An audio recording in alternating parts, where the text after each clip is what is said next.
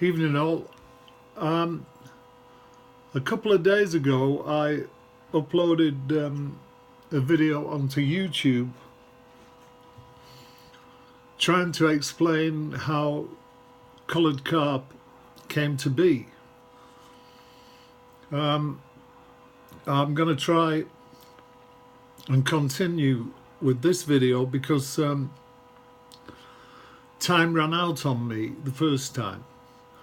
So just to refresh your memory, I went from carp to the table to live coloured carp,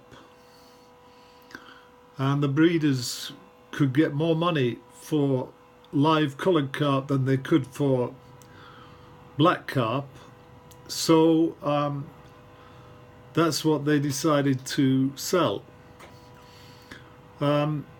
Had it not been for these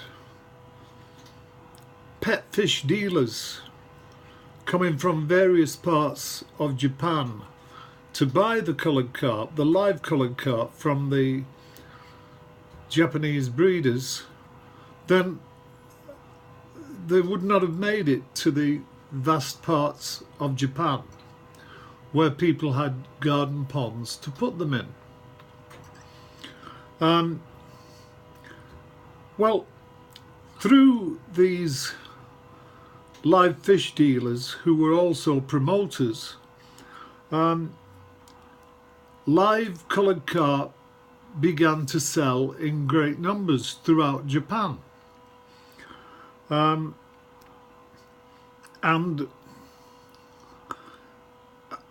as a result of this, although the owners had no idea how to keep them, what conditions to give them, some of the owners started to ask questions of other owners, and eventually societies were formed, or clubs.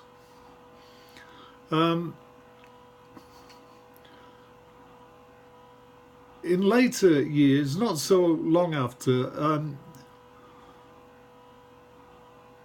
societies were actually formed.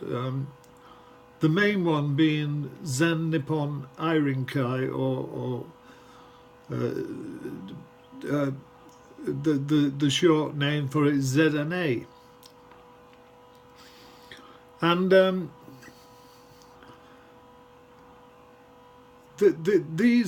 these societies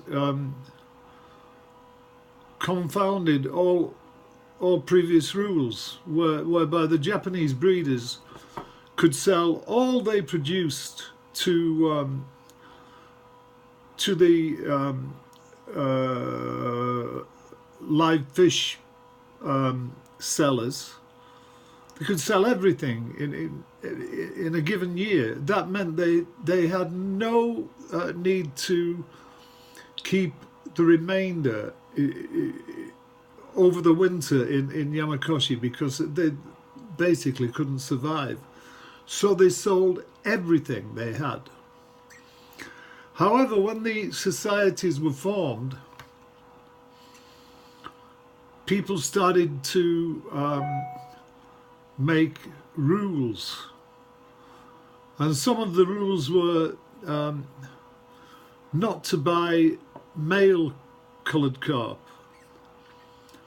because they didn't produce the same shape as females. Then they mentioned that kohaku should be more valuable than all the other varieties.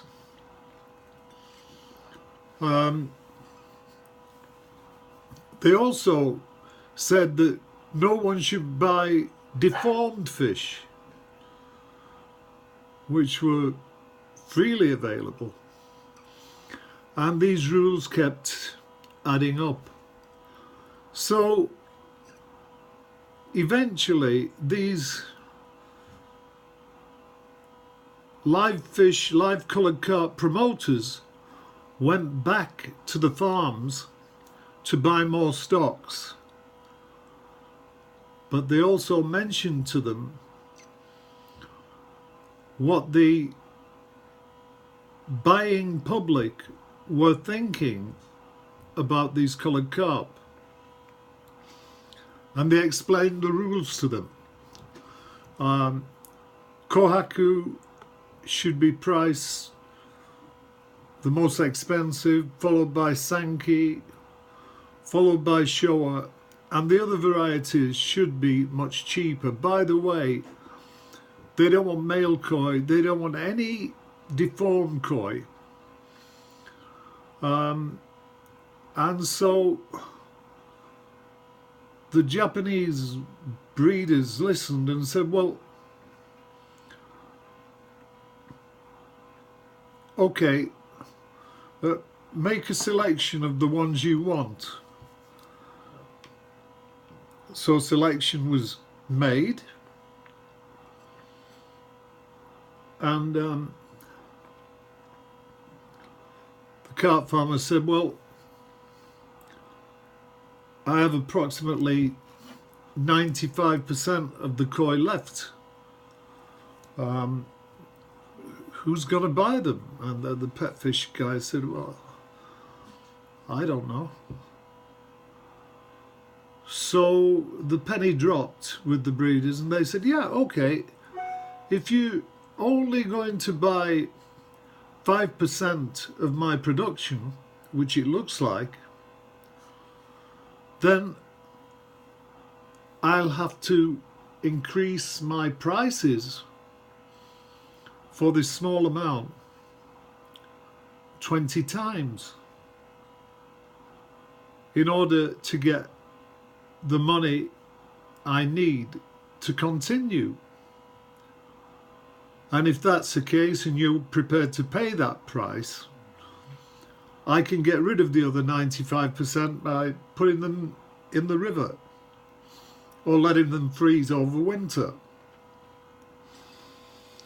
So, in real truth, it was the Japanese enthusiasts who determined the astronomical prices that some koi could fetch. It wasn't the breeders at all. It was the enthusiasts, the Japanese enthusiasts, who made the rules, and the breeders simply complied with them. Next, the word tategoi came into being. Now, some of the producers listened to these rules very carefully. The others who didn't went out of business, and the remnants of these businesses can still be seen today, being empty for years, and the breeder just gave up and moved out. Whereas the clever breeders realized the potential that good tategoi could bring to them, and so they started keeping these aside as their special coloured carp. And eventually the magic word gosanki came to be. Now, to explain that, it was only possible after shows were staged by the Japanese amateurs. And when the Japanese breeders saw this, they thought it was an excellent idea. An idea in which to place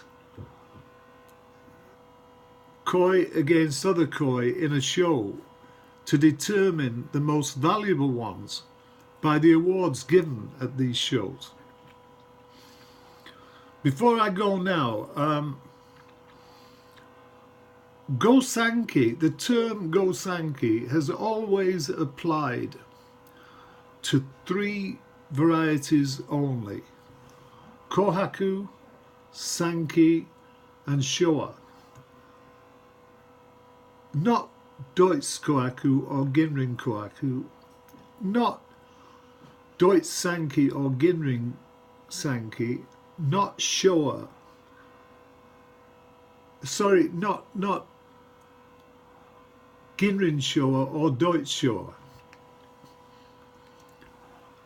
And certainly Tansho varieties are not allowed to compete in Go Sankey.